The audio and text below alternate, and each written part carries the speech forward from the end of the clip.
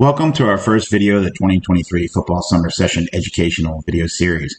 We did conducting several videos this summer on particular plays, short videos regarding different situations as we prepare for the 2023 football season. So let's get started with our first session for the summer of 2023. We're going to begin by looking at three plays here. This is first, second, third down. The situation is this is the beginning of the second quarter. This is play number 34, 35, and 36 of this game. So keep that in mind as we break this down. We're going to come back to this play right here, play number 2, once we finish these first, second, and third down video. Let's begin this particular play. Remember, this is the second down play, talking about keys, because keys are important so that the officials know what they're reading and what they're looking for. If you don't know your keys, you may not know where to look, or you may be looking in the wrong area. So first of all, let's remember that our keys are determined by the strength of the formation, and that is declared by the number of eligible receivers outside the tackles. So as we look at this particular formation, our number of receivers that are outside the tackle that are eligible are on the line judge side. We cannot see the line judge side. That's on the line judge side of the formation.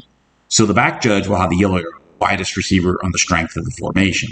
And then the blue arrows will indicate the line judge's keys, and then the red arrows will indicate the head linesman keys in this particular play. And if you're working the short wing position, remember, we go snap, tackle, read the tackle, and then look for your keys.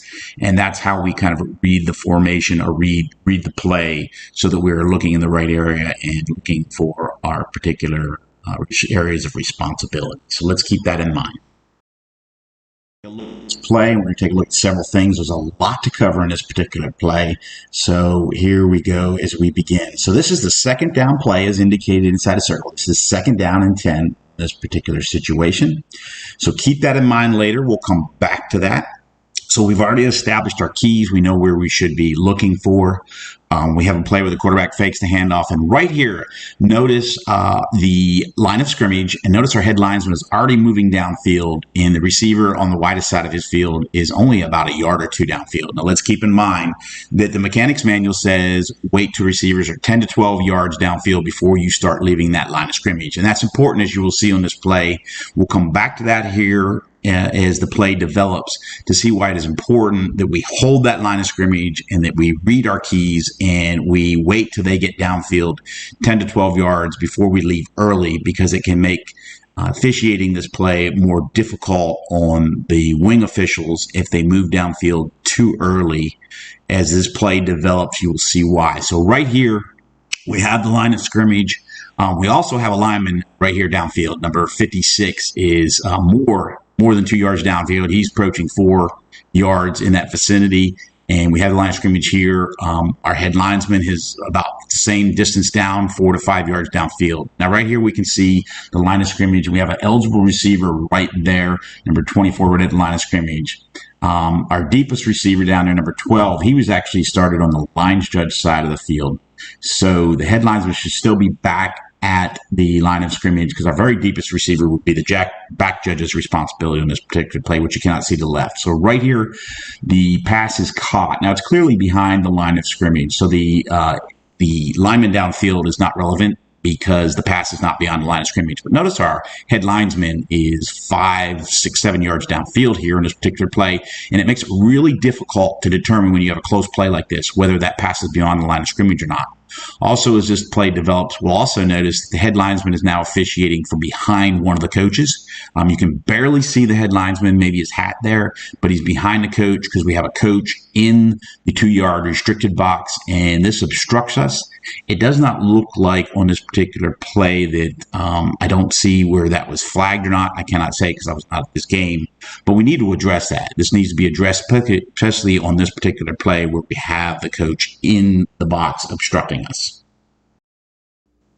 We're going to take a closer look at a couple things here. First of all, this is a still shot of towards the end of that second down play, and we need to talk about a couple things here. First of all, inside the red circle, we have that coach who's clearly in our restricted area in front of our head linesman, actually, during this play. This needs to be addressed. This needs to be flagged so that we can get this cleaned up.